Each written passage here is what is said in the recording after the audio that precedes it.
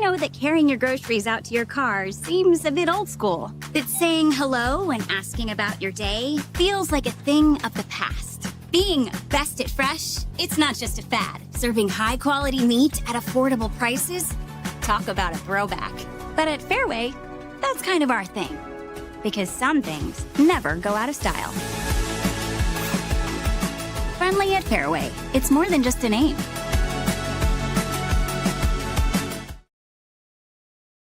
Breaking Benjamin. And 3 Days Grace. Live.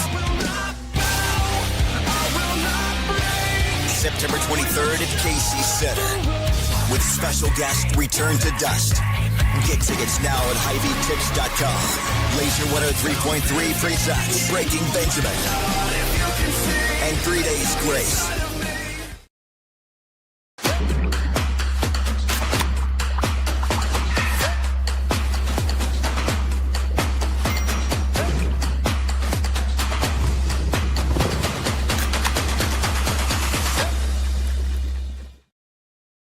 Chris Williams, Chris Hassel. Two Chris's, one network. This is Two Guys. Presented by Fareway Meat and Grocery. From the Channel Seed Studios, this is Two Guys. Exclusively on Iowa Everywhere. Welcome to the program. It is the 22nd of September, 2025. Hope you're having a great start to your work week. My name is Chris Williams, joined as always by Chris Hassel in Florida. What area of Florida are you? Southern Florida. Yeah, I'm in South Florida. South Florida. I'm in Central Iowa. The real confusing thing about it all is South Florida, the university, is in Tampa, which is not South Florida. Our heads are falling off. Yeah. Welcome to the show. We very are in weird. the Channel Seed Studios. Thank you. I got this in the mail this weekend, just randomly. That looks I honestly nice. don't know where it came from, but I bet it came from Channel Seed. I bet it did. I didn't even know it was coming, but thanks, channel friends. Appreciate it. I wanted to represent today. Here, it's harvest time here in the great state of Iowa. One of my favorite times of the year. And what area of Iowa are you coming from? Central Iowa today. Central Iowa. Yeah. Interesting. CI. If we have any Central Florida fans watching, why don't you let us know in the comments? Oh, boy. We want to know. Got to get to Iowa's big win over Rutgers on Friday night. We'll get to Iowa State and Arizona coming up on Saturday. Of course, Iowa plays Indiana as well. We'll touch on all those. Scott Frost is upset. Nebraska chokes again. Is Texas Tech for real? We have a lot to get to here on our Monday program. How was your weekend, Chris? Did you do anything other than watch football? Not really. I mean, it was glorious. Football starting Thursday night, and Saturday I was just, I was on my ass awesome. all day and night. What a great day Saturday was. Man, it's so. I think Iowa and Iowa State fans had a great Saturday because Iowa State's sitting there on the bye, 4-0, feeling good. Iowa fans saw their team win on Friday night and could just sit back and take it all in all day on Saturday with a 1-0 Big Ten record. So I don't know how it could be any better, really. No, you're right. And I was happy for you and Downs. Friday night I was watching your guys' show on my way back from some high school football. It was like you guys didn't even know what to do with like a high-scoring affair like that. It was that was a really fun game on Friday. It really was. I was watching it in the stands I went to my nephew's game, but then I watched it closer obviously when I got home, and like that was just a really fun football game in general, and you guys just don't get many of those. No, it didn't start off fun. I mean, giving up 3 straight touchdown drives to start that game. I don't know that I've ever seen that before. I still haven't gotten an answer. When's the last time this has happened, where Iowa's given up 3 straight touchdown drives to start a game? Definitely not in the last 10 years. But when that happens, it just feels like, well, this is a horrible game, and Iowa's obviously going to lose it. Well, not this time. Mark Gronowski is playing like the guy we thought he was going to be. And No doubt. Tim Lester and Kirk Ferentz are allowing him to do that. They're showing confidence in him, and his confidence is now through the roof, and he looks legit. He's given his receivers chances, and hey, his receivers made some plays at the end of that game when they needed it. Mm-hmm. So this is what we wanted to see. Look, the defense wasn't there, but this is what we wanted to see from Mark Gronowski in that offense. And here we Gronowski was go. great. I think that we would be mistaken to not point out just how good and efficient the running game was all game for Iowa. You look at the stats, and it's not like a gaudy. It's like 4.2 yards per carry, but they were really. I mean, getting Moulton back. I mean, 5 yards a carry. Getting him Moulton back was huge. was huge. That was just huge for that, because then it opens it up for Gronowski to be able to do more things through the air. It was a really efficient and complete offensive attack for the Hawkeyes. Again, nothing like gaudy. It wasn't like, it wasn't crazy stuff. It was just really efficient. Be really interested to see, that Rutgers D-line was really banged up, especially at the end of the game. And Iowa, I thought it was really encouraging that Iowa up front, both sides of the ball, just wore them down. By the fourth quarter, and that's when Iowa really pulled away. But it just seemed like they were just much, much more physical than Rutgers was, and in the fourth quarter completely wore them out. So I am anxious to see, because that Rutgers rush defense is one of the worst in the country. Indiana's okay. Like, they're pretty good. They're not like elite. I think they're in like the 60s or something like that as far as that goes. But I don't know. For Iowa football, like, to have a game like that, you just got to be thrilled. You were back to doing good things on special teams. This Weegan kid's unbelievable. I mean, he's just he's doing really well for y'all.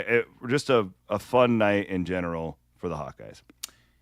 Here's what I don't understand with Weegan is he returns the opening kickoff from 4 yards deep in the end zone, takes it all the way back for a touchdown. But then the next two times Rutgers kicks off, ball lands 5 yards deep in the end zone, ball lands 6 yards deep in the end zone, and it was like they told him not to go back there and get it. This is your biggest weapon. I don't care if it's 9 yards deep in the end zone. You're taking it, baby. He should be taking it every time and force the other team to either kick it really short or kick it out of bounds. I mean, if they know, well, if our kicker has a leg and we can get it 5 yards deep in the end zone and he's not going to return it, then they're going to do it. But if you put him back there and let him return everything, and it's not always going to work, but if it works just once, it's worth it. So I don't really understand what happened there, the second and third return. I was really disappointed that it seemed like he was told not to go back there and get it. I would keep letting him touch the ball as much as possible and get him the ball more on offense too. Get him the ball out in space. I mean, he had 2 targets and 2 receptions for 20 yards. I also think we should clarify a few things. The Gronowski talk. Nobody on this show ever really blamed Mark Gronowski for the first few weeks. At least I didn't. I don't think you ever did on Instant Iowa. No, that was on the coaches. That was on the game plan. That was on the vibes those coaches were giving him and the shackles that they were putting on him. Yeah, and I know I said he's the reason they were in the Iowa State game. Because of his – I actually thought that too. Somebody who's smarter about football can tell. But just his ability to keep a play extended, even not even when he's running. I would guess if we were sitting with Tim Lester watching film, there were a handful of those completions in the third and fourth quarter that were based on that and that alone, because the defense just has to defend longer. Are you talking about backyard football? Yeah. Well, I wasn't going there, but yeah. But he just brings that element that you guys just haven't had since Beathard. He's way more of a runner than Beathard. But you need that. You guys don't have great wide receivers. They're not bad. They're not terrible, but they're not great. They're not like these athletic specimens that are just going to out-athlete all these guys. They're just not. You have to have that. And there were 3 or 4 of them I saw in the second half where it was just like, you can only play defense so long. And Gronowski's just really good. He's got that little bit of wiggle going on. His arm, while he may not be the most accurate dude, he's got a strong arm, right? So he can fit it in there in these little places. And he's not making the mistakes. Like, he has one interception, and it might not have been an interception if his wide receiver was wearing the correct shoes and didn't slip in the Iowa State game. Good point, yeah. And the other thing it does is now every defense has to have a player accounting for the quarterback. Mm-hmm. You have to account for that quarterback to get outside the pocket and run. And that just has not happened. I mean, honestly, at this level of mobility, other than, I guess, Sullivan was like this a little bit last year, but he couldn't really throw it. I think you are going back to at least Drew Tate and maybe Brad Banks at Iowa. Beathard was not this mobile. Yeah. He had the ability to, but he didn't do it as often. Yeah, I would agree with that. And definitely not as physical. I mean, Gronowski is a physical runner. Big guy. Well, Chad Leistko called him Midwest Tim Tebow in his column, and he was kind of being tongue-in-cheek about it, but that's the comp that you keep getting as far as stylistically goes with Gronowski. So you got a big one coming up 2:30 on Saturday with this Indiana team who beat the doors off of Illinois. What was it, 63-10 or whatever the hell the final was. I thought I was going to be watching that game on the main TV all night, and second quarter, I was able to completely turn that game off because it was over. Just over. Does it make you feel better or worse for Iowa? Because I could make an argument both ways. I could make a real argument both ways. I definitely feel worse. Okay. About Iowa's chances to win this game because Indiana is really good again. And last year's team made the college football playoff. They brought back a lot of those guys, and they have a pretty big upgrade at quarterback with Mendoza. That guy, he might be playing himself into a Heisman Trophy and into a top pick in the NFL draft the way he's going. And Cignetti he's a coach that scares me. He will just keep doing this. If it's working, he'll just keep doing it.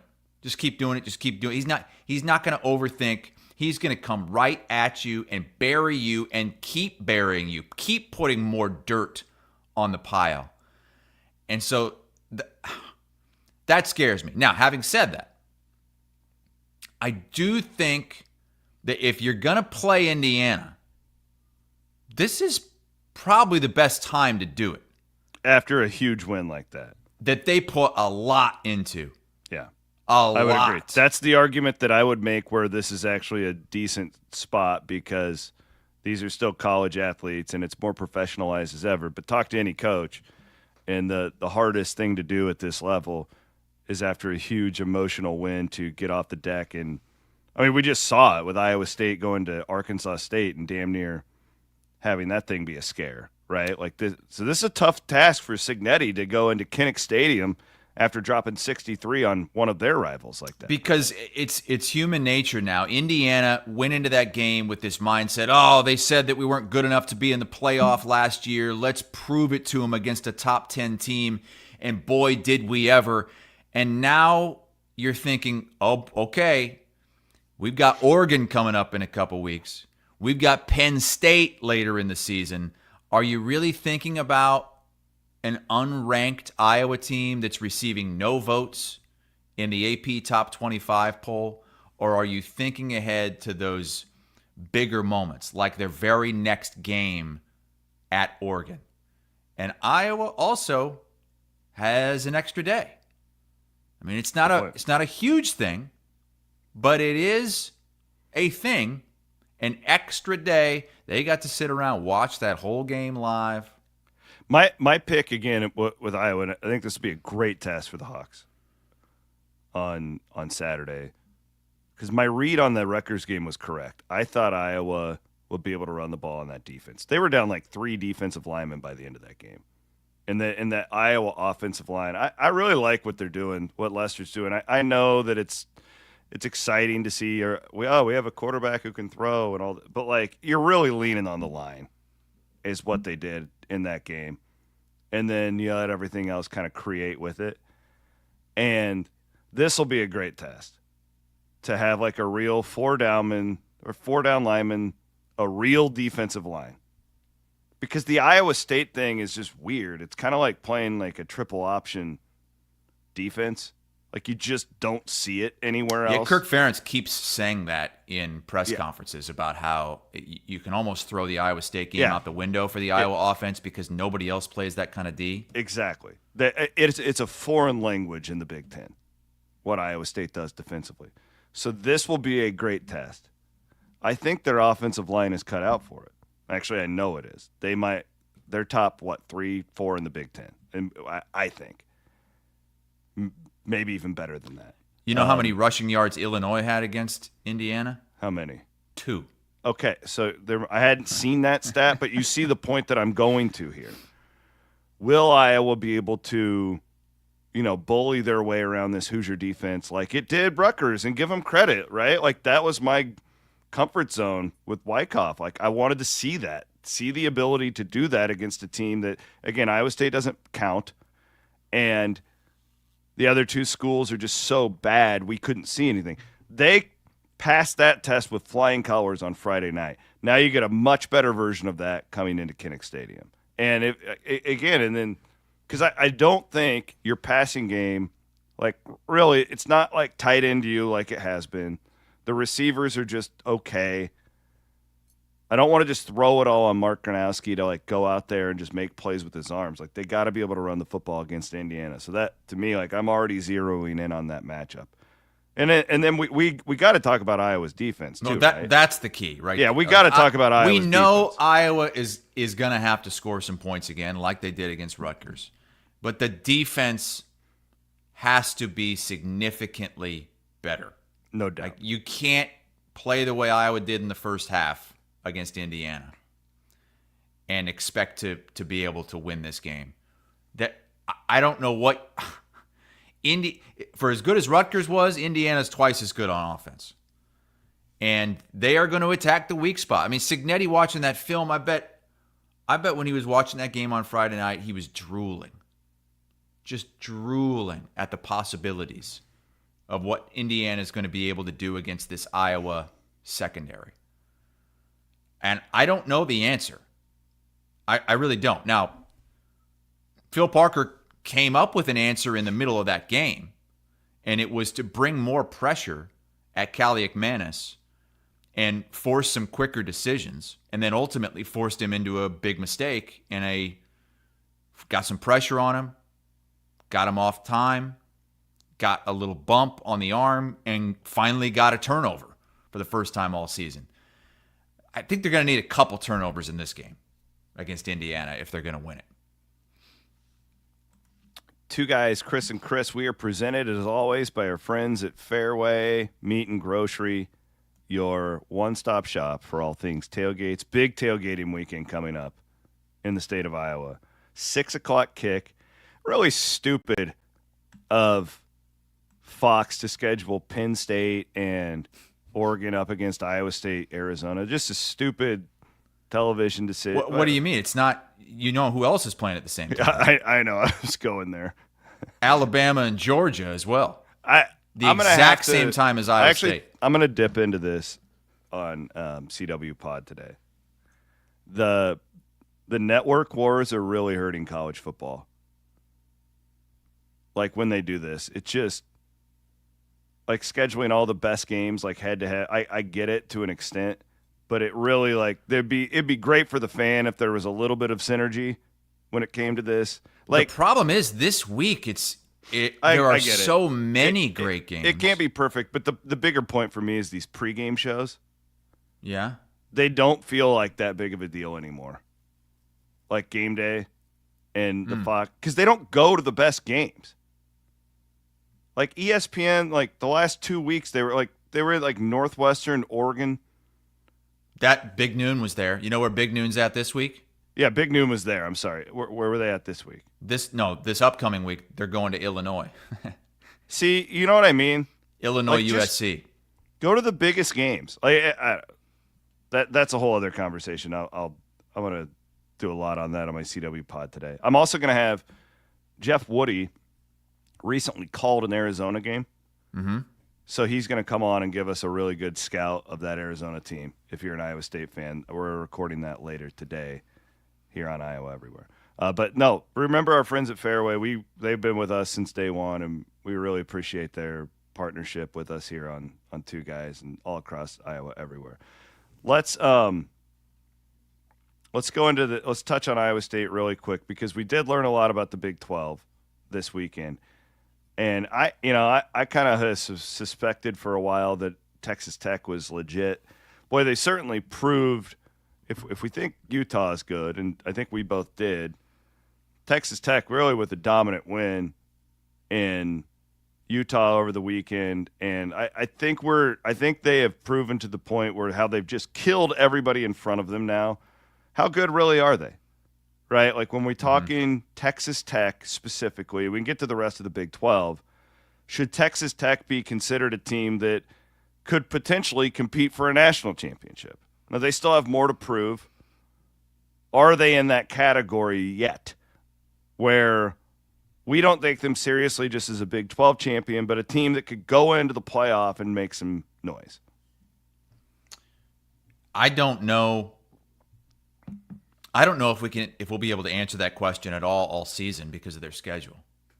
I mean, this was on paper their toughest game. They've got Houston next. Kansas is at home. They do have to go to Arizona State. That's the next toughest game. That'll be, and they had a great win at Baylor. They did. Arizona State looks like they might be back. Yep. But then Oklahoma State, Kansas State, they get BYU at home. Oh, that game against Kansas is a little bit sexy too. I'd like to watch that one. But they don't. It's not like they didn't challenge themselves in the non-conference. They didn't get any help. Pine with Kansas Bluff, State. Kent State, Oregon State. Yeah. And they don't play Iowa State. They don't have to go to BYU. Did you watch that whole game? I did.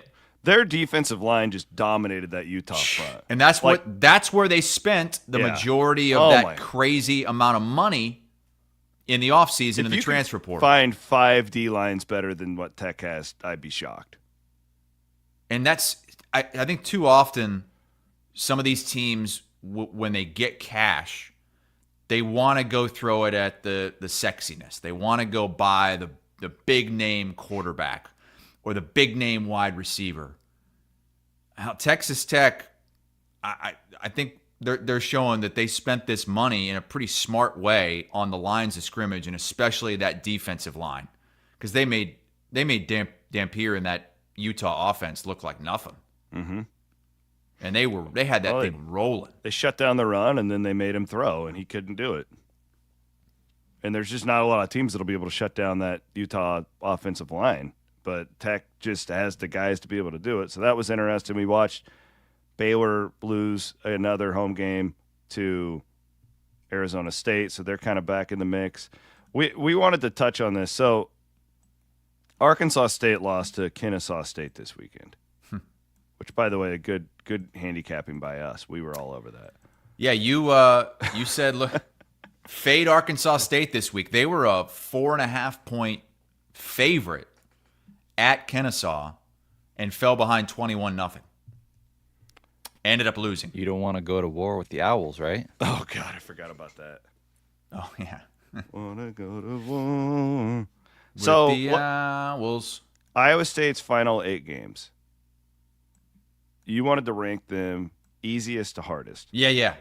So we'll caveat here. Oklahoma State lost to Tulsa over the weekend. Mike Gundy is not going to be the head coach there. Like, it is toxic. It is a bad situation there. Yeah, that's probably the only caveat we need to give going into this. I'll let you do this, and I'll just kind of pick apart if I see any problems here. Okay. Easiest game remaining at Oklahoma State. I did not expect that going into the year. I actually had that as a loss for Iowa State because I thought it might be like a Gundy send-off, and maybe it will, but they are so bad. They're not even like playing hard. No, it's like they've completely quit on him. I mean, they got dominated by Tulsa in their own building. So at Oklahoma State's the easiest. I think the second easiest game is this weekend, home against Arizona. Man, like, I don't know if you're wrong, but this game is not easy by any means. It's not easy, no. But I think that shows you just like the depth of their schedule going forward. These are all going to be one touchdown or below spreads probably. Maybe not at Colorado, depending on how they do. It might be. Colorado looked like Caden Salter looked like he might have found it over the weekend. Colorado bounced back with an easy victory. All right, go ahead. I don't argue that. It's just it doesn't feel, the word easy doesn't really describe what I'm feeling about this weekend. Well, okay. Next, not toughest. Yeah, that's fair. Then the third easiest game remaining at Cincinnati. Sounds like you might put Colorado. I would put Colorado above Cincinnati. So you think Colorado is going to be easier than Cincinnati? Yes. I don't. I think at Cincy will be easier. Then it's at Colorado. And then it's the trio of really interesting home games remaining on this schedule. Yep. Now I'm going to go BYU the easiest, then Kansas, then Arizona State.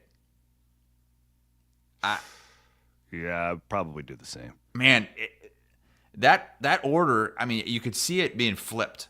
You could see those being jumbled up a little bit. We're just back in that same spot. Like, what do we know about BYU? They just took care of business at East Carolina. They look really good. It's just like last year, where we keep thinking, BYU is going to lose to somebody. And we know the problems that Kansas always gives Iowa State with Daniels at quarterback. They were unbelievable against West Virginia on Saturday. Mm-hmm. Good call on that one. And Arizona State. Kansas, by the way, real quick, Kansas has a pretty easy ride. I mean, they have Cincinnati, UCF, or Central Florida, at Tech as their toughest game, and then they're Kansas State, Oklahoma State, Arizona, and then Iowa State. So they could be coming into Ames ranked. We'll see. I would be surprised if they're not ranked, Matt. Yeah. I think they proved a lot against Missouri to me, where they were just physically right there with the SEC Tigers. Yeah, probably should have won that game. Yeah. So then that leaves one, and it seems like this is the easiest to pinpoint as the toughest game remaining on Iowa State's schedule, and it's at a TCU team that also looks good. They're into the top 25 now. They're 24. BYU's 25. Gun to your head, you have to pick Iowa State's record in its last 4 games, or in its last 8 games. So you're 4-0 right now. 4-0 right now. I think they're going to lose at least 2. I do too. This kicker thing makes me nervous as well. Oh my God, we got to go there. We've got to go there. I would have them at 10-2 or 9-3, right? Where I think I had them at 8-4 actually. I think I might go 9-3. Yeah. You think they might go 4-4 on this last? No, I had them at 8-4 to start the season. Oh, that's what okay. I was saying. But I think that I would go 10-2, and then probably the more safe pick I think would be 9-3. But I guess I wouldn't be shocked when I look at this the way you've laid it out here if they're 4-4 or if they're 8-0. Like, I would be stunned if they go 8-0. Stunned. The kicking thing is real. Yeah, because what's going on? Give us an update on the kicking situation. I mean, he's not playing. I don't know how many weeks he's out, but it's an extended loss. Conradi is out for several weeks, and the backup is out for what? He's out for the season. So now you're down to your third string kicker. Yes. Who is what's his deal? He's a walk on. His Matt has all of his stats pulled up. We got his name is Chase. He's from North Scott. He's a North Scott, Iowa kid. Eldridge, But Iowa. The problem is just all of these games, you're going to be looking at a single-digit point spread, other than Oklahoma State probably. I know. I'm thinking they've got to start attacking this like it's 4-down territory. I agree.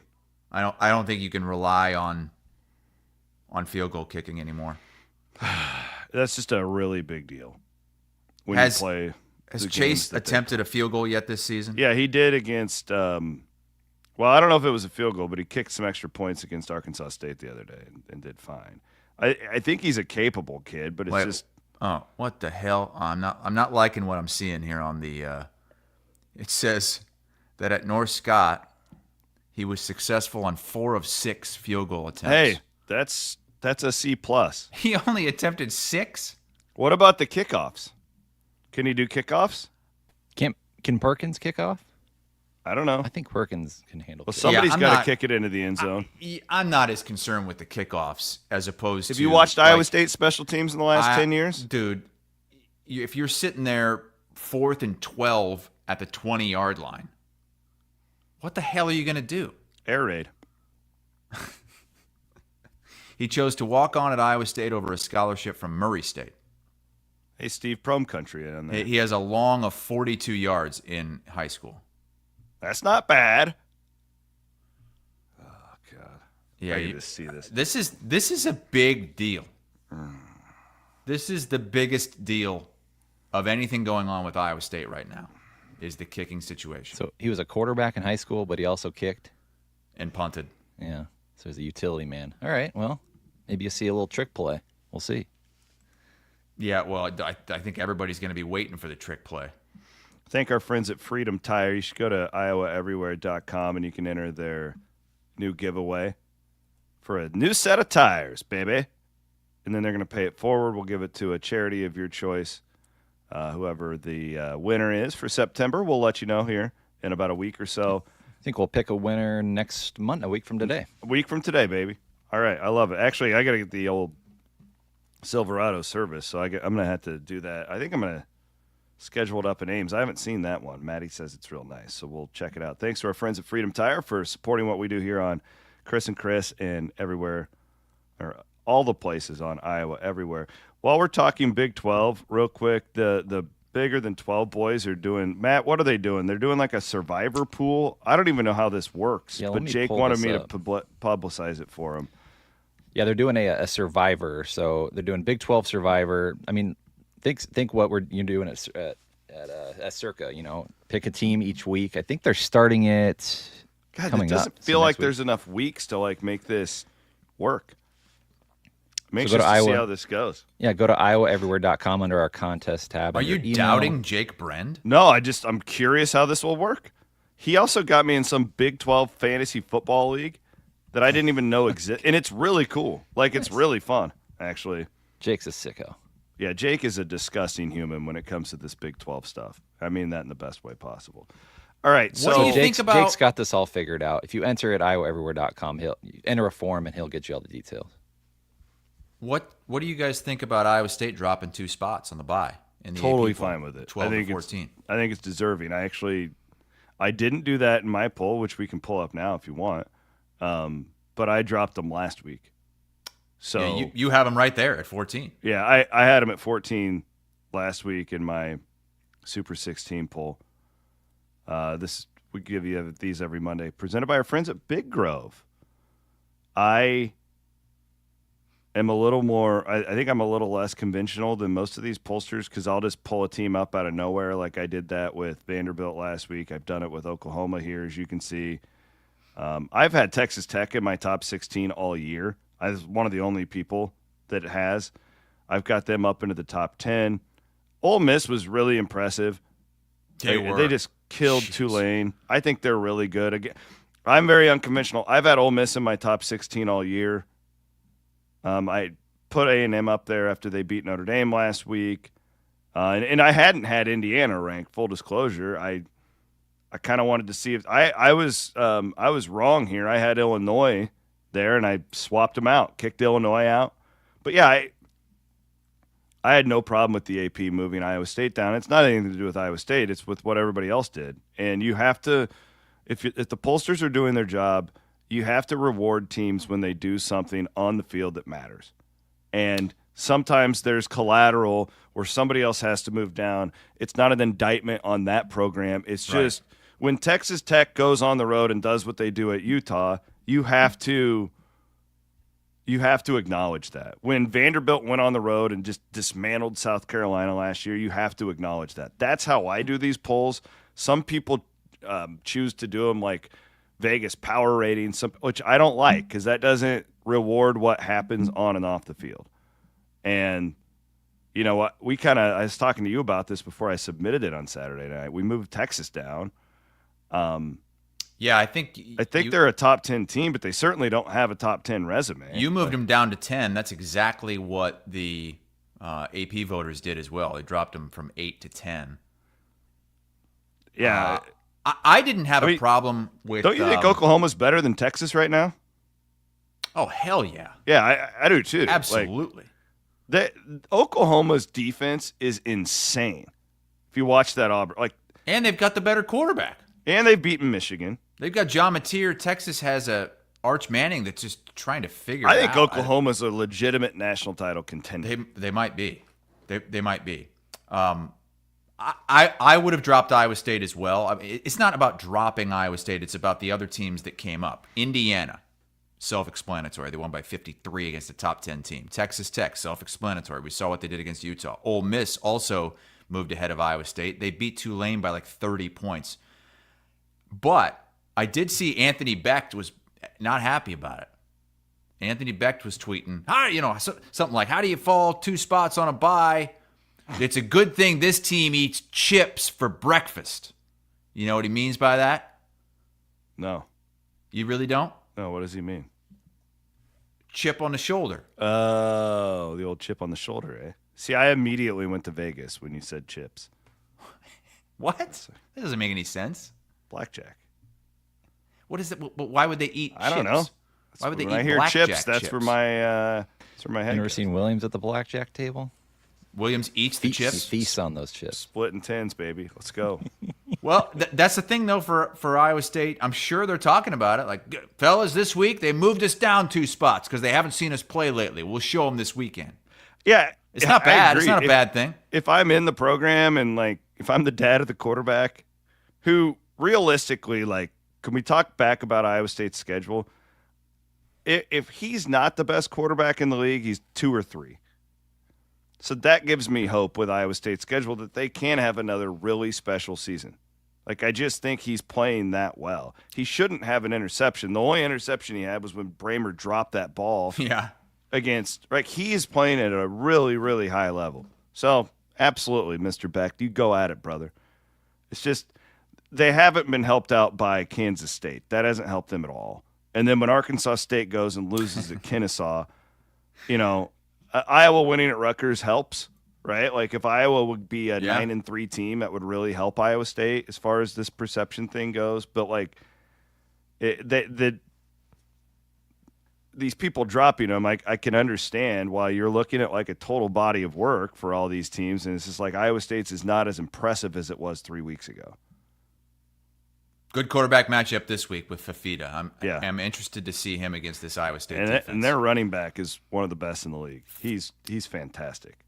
Looking forward to hearing Woody's breakdown of Arizona on the CW pod this week, and then we'll break that game down more on Wednesday's episode of All right. 2 Guys. We're doing another Wednesday episode this week. Before we get into Scott Frost, will you let me explain the Wednesday episode? You're going to just... Yeah, I'm sorry. I was moving on. Jesus Christ. I don't know why you always have to be so vulgar with me, but it's okay. 8 p.m. Wednesday, Serenity folks. now. 8 p.m. this Wednesday. I'm sorry. They keep scheduling me for early shows on HQ on Thursdays. So this is a great opportunity. I would be willing to project that we have our biggest audience ever being live at 8 p.m. on a Wednesday. Well, we did it a couple weeks ago, didn't we? We weren't at 8. Well, we were at 7. 8 is 7's hard because you bathing give kids. me a break. 8's too late out here. I'm going to be tired. I'm going to be drooping. You don't understand life with kids and stuff. You know what time I went to bed last night? 8:45, which is 7:45 your time. I'm telling you, Matt, as a father of two, what is a better time for a dad to be able to sit down or a mom, or we have a lot of moms. I don't care about dads and moms. I don't give and a when shit they can what sit down. you care and don't care about. I'm telling you, 8 is a better time for our Yes, audience than yes. 7 is. Oh yeah, kids don't go to bed these days till 8 o'clock. So the later the better for us parents. We're gonna get your goddamn kids to bed early on Wednesday. We will absolutely remind you guys of that too. But the next 2 weeks, we're going to be on Wednesday night because he's a national television star. Might as well just make it the big switch. Just do it Wednesday night all season. I don't know. It actually isn't terrible for me. It's been working for Van Woke too. It actually isn't terrible for me because I have so much crap that I do during the. Whatever, we can talk about this off the air. I want to go long, and then we're going to talk about Scott Frost. It's time to go long with Wealth Charter Retirement Planning and Tax.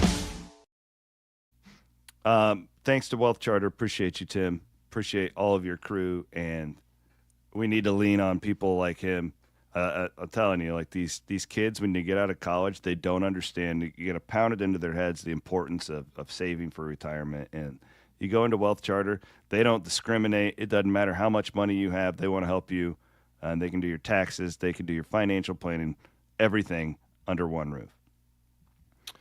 Total name drop here, and I know it sounds douchey, but I was chatting with Dan McCarnney last week for a while, and I love Mac, means a lot to me, has for a long time. I know a lot of his former players. He's just and I said to him last week, Chris, I said, Mac, do you realize, I've been in this state for 20 years doing this, and I've never heard anyone at either school say anything bad about you, which is really hard to do in this state, right? And we talked about that, and he was talking to me about his upbringing in Iowa City, where his dad was a high school coach, and he was telling me how he would jump the fence, the snow fence or something, to get into Kinnick Stadium to watch the Hawkeyes when he was a little boy, and then he ends up at Iowa State, and the rest is history. Well, we're having this conversation on, it would have been last Wednesday, and I heard from Mac on Sunday, and he was like, hey, it's a little bit weird that we had that talk because Kirk Ferentz just called me, and I'm going to go and speak to the Hawkeyes on this weekend before the game. Wow. How cool is that? That's great. They are speak to the team on Friday, and he's also going to speak to the 85 Rose Bowl team is coming back, apparently. So was he part of that coaching staff in 85 at Iowa? I believe so, yes. I believe he was a grad assistant or something like that. He was the tight end coach, I think, for Hayden Fry, actually. But Iowa needs a Dan McCarnney pep talk ahead of this game. That's pretty cool, though. What it just speaks to Mac's character and legacy that, he owned Kirk Ferentz for a while. That was the big wart on Kirk Ferentz, is that he couldn't beat Dan McCarnney there. Yeah, he started 0-4 against Dan McCarnney. And I think the Hayden Fry coaching tree, and then the mutual respect that is there, and Matt Campbell and Kirk Ferentz have it for one another as well. But I just thought that was really freaking awesome. Dan McCarnney's that's who I wanted to go along on today, because he's just a treasure, and he's ours. He belongs to us at Iowa State, but we can share him just a little bit because he's a statewide treasure for all of us, and we're just really lucky to have that. And I think it's so cool now that he's retired. He spends so much time in the state of Iowa, and he's welcome. And he told me, he goes, I can go anywhere in Florida and no one knows who the hell I am. He goes, I can't walk anywhere in Iowa. So he lives in Florida? Yeah, he lives in Sarasota. Is that Central Florida? No, I think that's... No, it's over on the Gulf Coast. Southwest Florida. I think that's really... Sorry. I think that's really cool of McCarnney to agree to it and Kirk Ferentz to even ask him. How do you identify Dan McCarnney? like one of the greatest Cyclones of all time. Mm-hmm. Yet Kirk Ferentz is reaching out to him to talk to his Iowa Hawkeyes ahead of a huge game against Indiana. I think that's a great idea. I love it. And Mac takes pride in the state, too. It's not just – he loves Iowa State, but he takes pride in just the entire state. He is an Iowan, so really cool. I thought that everybody would enjoy that today. All right. We go from one really cool coach to Scott Frost. I don't even know where to start. So it's funny. I hadn't even realized that you had been in on this prior to me sending out a tweet. It was super late. It was one of the last things I did on Saturday night. So Scott Frost got all testy with the reporter. Well, apparently it started because Bill Belichick referred to them as Central. Okay. Well, whatever. After his post game, he went on a little. I don't know if it was a rant. I wouldn't call it a rant. He was just. Do we have it, Matt? I guess we could play it for. Yeah, let's see what Scott Frost had to say. This is only my third season coaching at UCF, but I've been around Coach Beckton a lot and Travis Fisher a lot, and that kind of seems like the MO for UCF, going a long way back. That little disrespected. We're not Central Florida. We're UCF. People picking us last. Not having any confidence in several people on the coaching staff, and like I said, we haven't done anything yet, but I think it fits with what UCF has been for a long time if we play with a little chip. So all I tweeted was I've never understood the UCF thing. I mean, I went back to make sure I wasn't antagonizing anyone. That's all I wrote. The next time I checked Twitter, you would have thought that, look at this guy. But you're quick to understand the thing for LSU, Louisiana State, USC, Southern California, UCLA, University of California, Los Angeles. I fucking hate media members like you, Chris Williams, who ruin the sport by driving brand narratives and constantly disrespecting brands that aren't in the Big Ten or SEC. People like you are the reason this sport is so shitty now. All I said was I've never understood the UCF thing. And I'm not kidding, Chris. I bet I had 50 tweets just that morning like this. Of these just...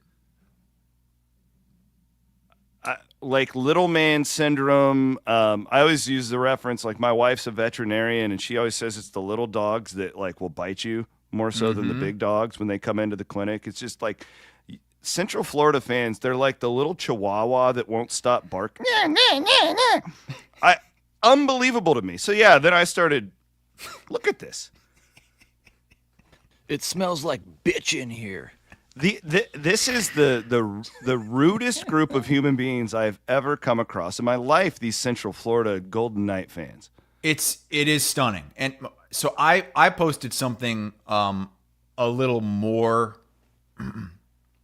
I don't know what the right word is, but a little bit more of what the hell is this than what you posted, and it goes to. It kind of goes to all the schools in Florida, all the quote-unquote directional schools in Florida. And we know in sports, directional schools in sports are a school with the state's name in it, but something else other than state attached to it. Central Florida, South Florida, Florida Atlantic, Florida International. And all those schools have tried to brand themselves with initials instead of the actual name of the school. And I think it goes against them nationally, because if you say USF, UCF, FAU, you don't people around the country are like, what, USF, UCF? I think that it's a mistake to only go by the initials of the school. Now, I think it's fine that they want to be called UCF. I agree. But it's not disrespect if Bill Belichick calls you Central Florida instead of UCF. if somebody refers to you as Central Florida. That's not a sign of disrespect. I don't know why they feel like they have to just completely go crazy. That's UCF, God damn it! It's people like you that make me want to end my life. Well, there's more to this like anger too. You know that. So they switched. They used to be the Golden Knights, and now they're just the Knights. Yep. And now people are all pissed because people are calling them the Golden Knights. My thing is too. It's like that guy who claims that I'm all about the Big Ten and the SEC, which is the funniest shit that I've ever heard. It's the first time I've ever been criticized of that. I get criticized all the time. I've never heard that one. Like just this sheer arrogance where, well, LSU, you do it with USC and LSU. It's like, guys, that's like 100 years of like tradition and history that has just that's what organic branding is. And if you call USC Southern Cal, they don't go crazy. They're like, that's not Southern Cal, God damn it! It's USC! So not only have they not earned this, I mean, they're 5-13 in the Big 12 since joining. They're acting like they are USC, they are LSU. No, they want to be that. And maybe someday they'll get there. But this is too much. It's the name of your school, okay? Somehow the fans think they've earned this right to be elitists and that they are, they are the brand in the Big 12. They're not. They're not. They're a huge school. They are, I think they have maybe the largest enrollment of any school in the country. It's like 70,000. It's crazy. But they have a lot going for them. But the problem is they act like this, and then it makes, now I'm like, fuck it, I'm just going to call them Central Florida all the time. I've always defended UCF. Anytime you've said Central Florida, I've said they want to be called UCF. Every time. But I'm not going to do that anymore. One of the most common replies to our posts was that it's the logo, God damn it! Can't you see it? Our logo is UCF. We are UCF. What's Iowa State's logo? I-State. This would be like Iowa State going around saying, it's not Iowa State. It's I-State. Look at the logo. I-State. To Iowa State's defense, I apologize if I'm wrong. I swear this was a long time ago, but they were leaning into that at first with that logo because of like the K-State thing, and it never caught on. And I think they just kind of like, all right, whatever. Like this is like the conference realignment when they try and create rivalries, the conferences, and they're like, God damn it, Iowa State and West Virginia, you guys are rivals now. Well, you can't just fabricate that. And you have to let things organically happen, and that would be my advice to Central Florida is by just shoving everybody's nose in it and being the most overly sensitive group of people that I've seen in college football Twitter in quite some time. Mm-hmm. You do yourself a disservice. Well, it's just like the kid who you come up with a nickname for him. It could be a guy, too. A kid, guy, adult, whatever. You come up with a nickname for somebody, and they're like, don't call me that. Well, that's what they're going to call you from now. If you show, you can't give yourself your own nickname. If somebody gives you a nickname and you've got all this pushback and it really bothers you, that's your nickname forever. And that's the thing here. They get so upset about it. Because again, it's not that you want to be called that. That's fine. You want to brand yourself as that? Fine. But don't lose your shit every time someone doesn't abide by it. Also, the irony that it's Scott Frost criticizing Bill Belichick. Like I know you just beat him in a game, but one, like, Bill Belichick is in his 70s. Like, to just expect him to be just up on the lingo of Central Florida, I don't know. Well, like, was it really worth mentioning that in your post where you should be celebrating this great win? Big 12 just got another non-con. I don't know. Maybe on there they're not talking about this. But then like the school's football feed was tweeting about it on Sunday. Yeah. They tweeted a video about it. Yeah, like, we're UCF. What's more disrespectful, calling them Central Florida or just up and leaving with time left on your contract to go coach a Big Ten school and then waddle back with your tail between your legs after you fail there? That's more disrespectful to UCF, especially than calling them Central Florida. They just won a national championship. Yeah, right. That kind of seems like the MO for UCF. A little disrespected. People picking us last. Not having any confidence in several people on the coaching staff. We're not Central Florida, we're UCF. So that's from their feed. I did get a little backstory on the history here. Why UCF fans and the school is just so defensive about all this stuff from someone who used to work in the athletic department.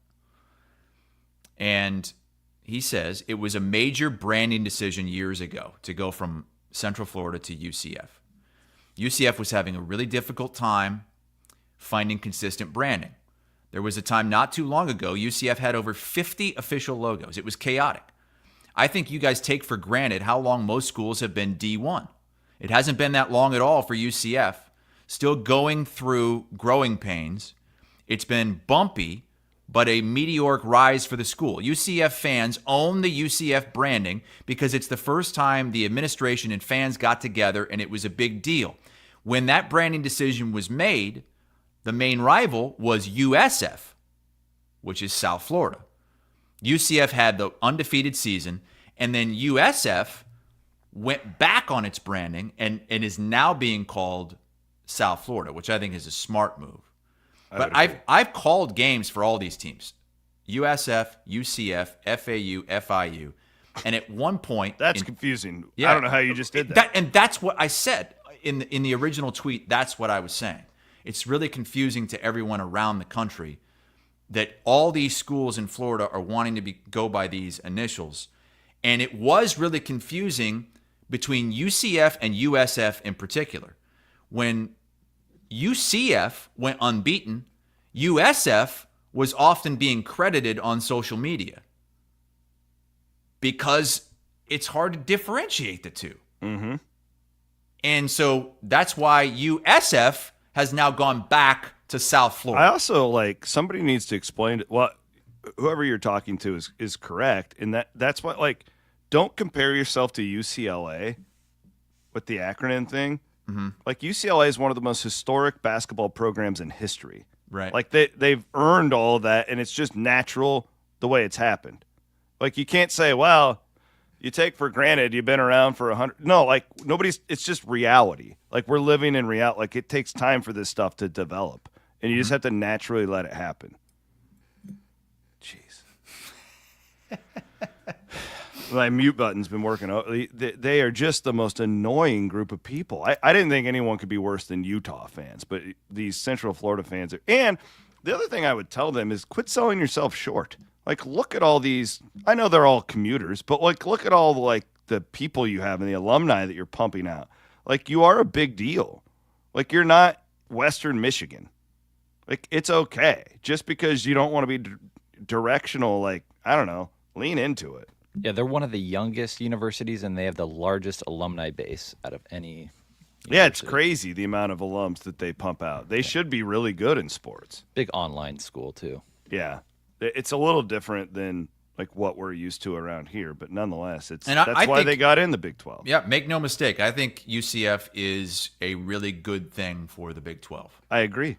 And I think that they are kind of a sleeping giant, so to speak, because of all the alums they have and all that money they could potentially filter in to that program. And they have an engaged, passionate fan base. In 10 years, they could be a really big problem as far as a really, really good football school. I completely agree with you. Let's do today's Triple B. Bigger, better, bolder. Built by Kelderman Manufacturing. Can I start? Yeah. I was at my nephew's football game over the weekend. Lovely city of Sheraton. The Clarendon Cardinals were playing there. awesome. It really met some nice people from Sheraton. Really had a good time.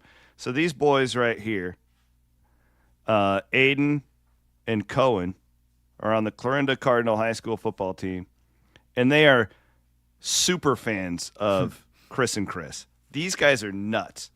They watch every show. Number 7 warmed up for the game in an Iowa Everywhere t-shirt on Friday night. And they asked me, because the Cardinals got a big win, big road district win, if they could be the Triple B with Kelderman Manufacturing. I said, hell yeah. So there you go. Aiden and Cohen, Triple B, right there. Thank you, Aiden and Cohen, for representing IE over in Western Iowa. Pretty cool, man. We have a lot great. of, like, kids high school age. We need to watch our language. Although those kids are saying way worse things. Yeah, what are you in school. talking about? I We're was PG. never more vulgar than I was when I was in high school. They think that, we're prudes compared to what these kids are talking like. There you go. Clarinda Cardinals. There you go. What do you got, Hassel? I'm going to go to blocked field goals in the NFL. There was a moment, like a 5-minute block at the end of that early window, where there were 3 huge field goal blocks. Talk about a bad beat, that Rams game. Oh, my God. No kidding. Eagles covering the 6 and what was it? Was it 6.5? It's Or no, 3.5. Yeah, 3.5. And they run it back for a touchdown. It didn't matter. They're going to win by 1, but they run it back for a touchdown anyway. You had the former Cyclone, Will McDonald, with the blocked kick for the Jets. Now, they ended up losing the game, but it was a huge block kick that he returned for a touchdown in that Tampa game. 3 blocks of field goals in, the final minute of games. This is a screenshot from SVP's show. 3 blocks in the final 2 minutes, the most in a single week since at least 1990. 4 blocks in the fourth quarter, the most on a single day since at least 1978. The reason why it's my Triple B, and we also have that Packers-Browns block as well, is because I am getting so sick of field goals being automatic and 60-plus yard field goals. I mean, 65, 66. It's too much. Field goals have gotten way too easy for these kickers. Start putting pressure on their ass and block that damn thing, and we finally saw it yesterday. I was very glad to see this. Yeah, great point. And I didn't know what direction you were going to go with this, about everything just seeming so automatic with the kicking game. And it's horrible. It makes it a lot more interesting when you know that that's a possibility. Yeah, I mean, you get to midfield, and it's like these guys, they can make a field goal from here. That's not how the game of football was supposed to be played. That's not why this game was invented and how it was invented. I think they need to narrow the goalposts is what they have to do. Kickers are too good. Teams have at least showed that they can block it when they need to. Please don't narrow it for Iowa State for the next 5 weeks. 4 to 6 weeks. Oh, by the way, we got an update from Josh Wilcox, who said that throughout his high school career, your new kicker, Chase, was 6 for 9 on field goals with a long of 46 and 87 for 94 on extra points. Okay. So you feel good about that? Can he handle the mental? I don't know. No, I don't. This is the most Iowa State thing ever. It's like we finally have this great kicker. You feel really comfortable when he goes out there. Like, never in the history of Iowa State football have you ever felt this way. And then how do you lose 2 kickers to injury in 4 weeks? How? What are the chances of that? How did they even get injured? Conradi got injured like kicking off, right? Yeah, and I don't know. I don't know. How'd the other guy sounds get like injured? Conradi had like an overuse type thing that it had been kind of developing. I don't know how the other guy. He got injured against Kansas State, and I remember that. And it was like, the kickoff guy's out. Jace Gilbert. Yeah, the kicker. Jeez, just go for 2 every time. Yeah. Matt, who you got, bud? Well, we talked about Tech, the big win against Utah. We didn't talk about the quarterback position. Baron Morton went down with an injury. I think it was a head injury, maybe a concussion protocol. So I hope he's doing okay. But, man, this backup, Will Hammond, comes in, can run it. 13 to 16 passing, 2 touchdowns. Came in a pretty tight game. Was it 10-3, 10-10? It looked like it was swinging towards Utah when he came in that game. This guy really opened the field up. So we'll see. Maybe he's earned the right to start the next game. If Morton's still hurt, Hammond's going to be the guy. But you got to feel pretty good if you're a Tech fan. You got 2 pretty good quarterbacks. I would also double down on that they did a really good job when they spent in the portal. I mean, the biggest question everybody had was, why didn't you upgrade at quarterback? Well, you can see. I mean, their lines are so good. They're out their number 1 running back. He's out for the season. He's not even out there right now. But, they're just so good from the inside out. Mm-hmm. And it's a good playbook for somebody. If you're better than everybody in the trenches, everything else tends to kind of take care of itself. And Morton, while he has some drawbacks, and you've seen it here, Matt. It's a little bit. This isn't a shot. It's a little bit like 49ers and Brock Purdy, where if you just put Brock in at Jacksonville, his rookie year, he's not Brock Purdy right now. He doesn't have the Ariat ads. He doesn't have. But you put him in this perfect system with these great players around him, with an elite coach, and he blossomed into this guy. And when I watch Tech, man, they are just so freaking sound up front that you can just put a backup quarterback in, and it's not that big of a deal. Yeah, and this guy can move around a little bit. He was 61 yards rushing, so. Yeah, he's got more talent than Morton. I mean, he's a top recruit. Yeah. All right, well, we will be back on Wednesday night. Again, set your calendars. Wednesday night at 8 o'clock. I might drink a Steeple Ridge on that show. Yeah, why not? You want to have a cocktail? You want to have some Steeple Ridge on? We'll see. I don't know. I don't know if I can. I don't know if I want to extend my drinking weekend all the way to Wednesday. I don't know if I want to do that. I don't want to open myself up to that. Well, can't you? I mean, I could.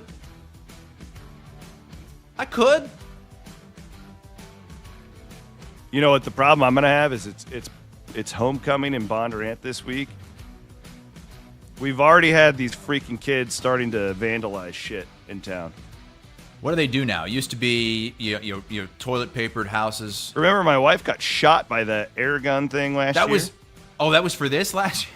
Yeah. So maybe I should do the show from my garage for when these hooligans walk by. Oh, yeah. You got some real bad seeds in that neighborhood of yours. Real bad seeds. Speaking of seeds, the Kaburski brothers just laid their seed on my yard this week. Oh. Got mine too. The deal where it looks like there's poop in your yard, the aeration thing. Maddie Van Winks for Chris Hassel. Thanks to all of our new viewers in Central Florida. We'll be back on Wednesday night. Murph and Andy today at 1 here on Iowa Everywhere.